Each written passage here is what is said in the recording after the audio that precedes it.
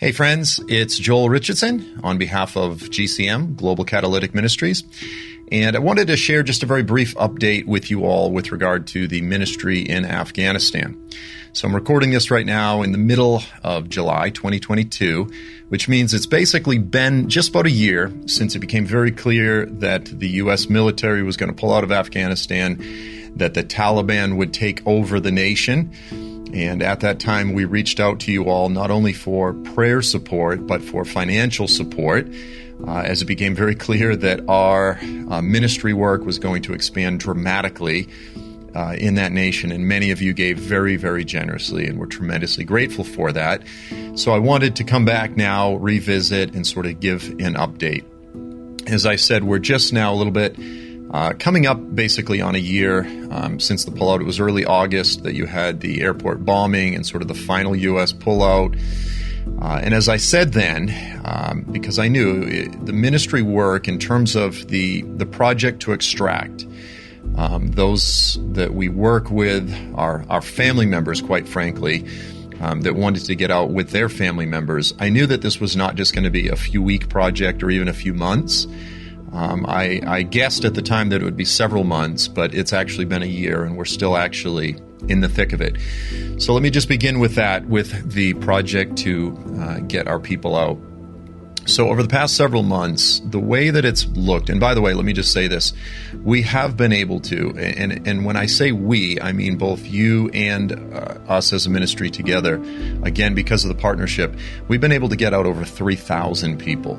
That's significant. Now, the majority of them, or many of them, were those that were underground Christians, but many also were simply SIV, the special immigration visa holders.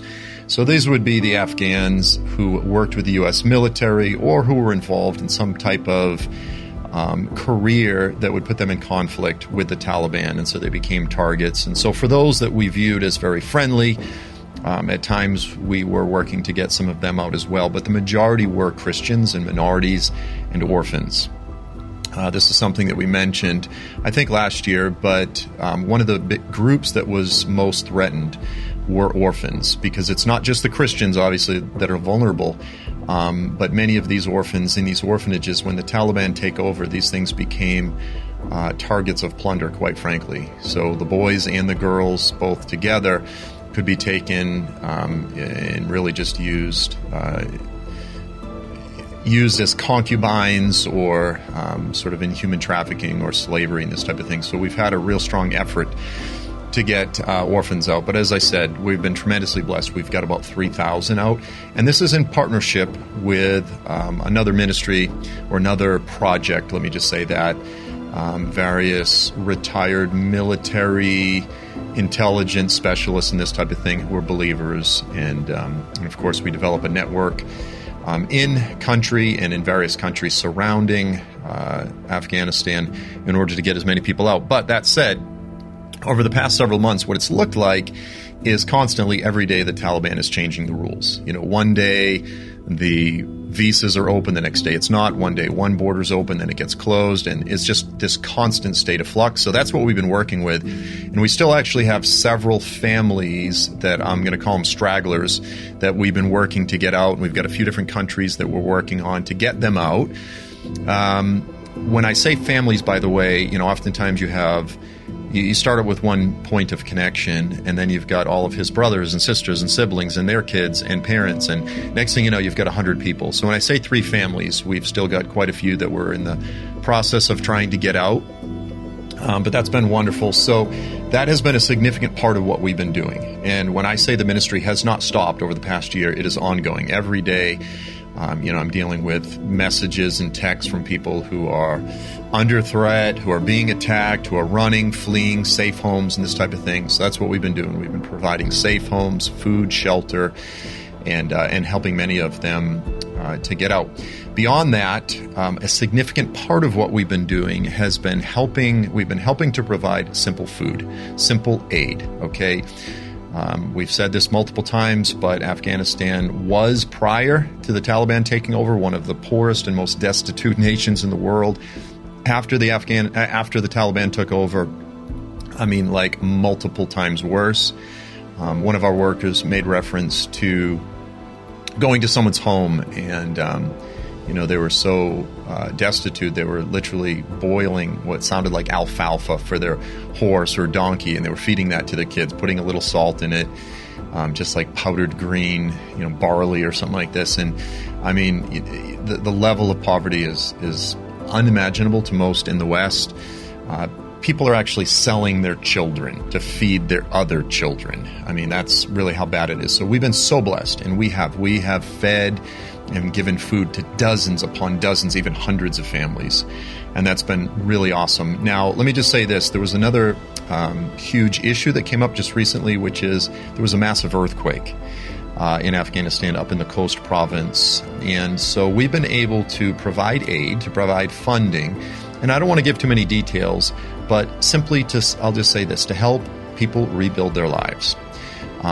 We're able to actually help rebuild homes and provide the finances to rebuild homes at an incredibly great rate. In fact, we're actually in the process of helping 10 homes already to be built. So we're trying to raise more funds for that. Now listen, with regard to what we do, discipleship and church planting is always the primary goal of GCM. Now, that said, creative access to access different parts of the country and this sort of thing is always one of the most important parts of determining how do we do what we do.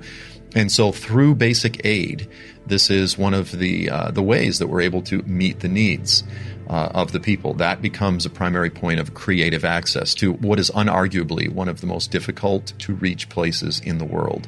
So we've been tremendously blessed to be able to do that. Now, obviously, I need to be very careful in terms of how I'm saying this and how I'm wording it.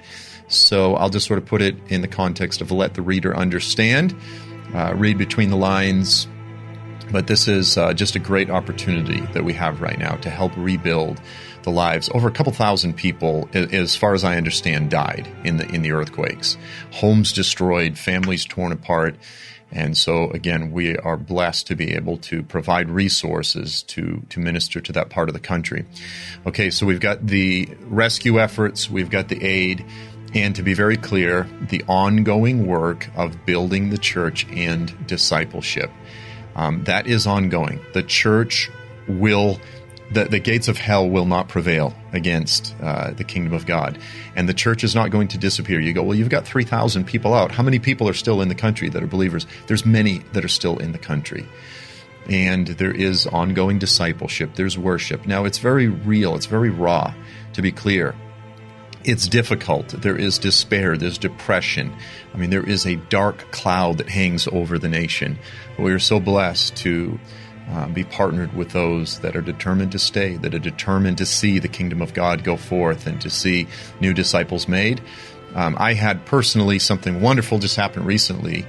This is now probably a month or so ago, where one of the individuals that we were in the process of helping to extract from the nation, who was actually a Pashtun Muslim, but very moderate, he was asking a lot of questions about Christianity. And of course, I was just answering the questions. I didn't think there was anything going on deeper than just some basic questions. But one day he messaged me and said, "Hey, brother, congratulations to you. Thank you for answering all my questions. I have become a Christian. I've changed my religion." And this is actually very rare in the country. The majority of the believers that are coming to faith are among some of the minority groups. But the Pashtun, the number of believers among the Pashtun, which is the majority ethnic group, that's the Taliban, it's really far and few in between. So to have an ethnic Pashtun come to faith, it's just a wonderful blessing. It's a kiss from the Lord, and it's just been a joy to be part of this project. So that said, not a tremendous, huge lot of information. Again, as I said, I need to be very careful about what I say here. But let me just say this. We're trying to raise more money for the ongoing work there in Afghanistan. The opportunity is great. As I've said multiple times, there's this passage in Job, which I think it just encapsulates the opportunity that we have in the nation of Afghanistan. It says, when a man is in a heap of ruins, on the ground, he stretches out his hand to God.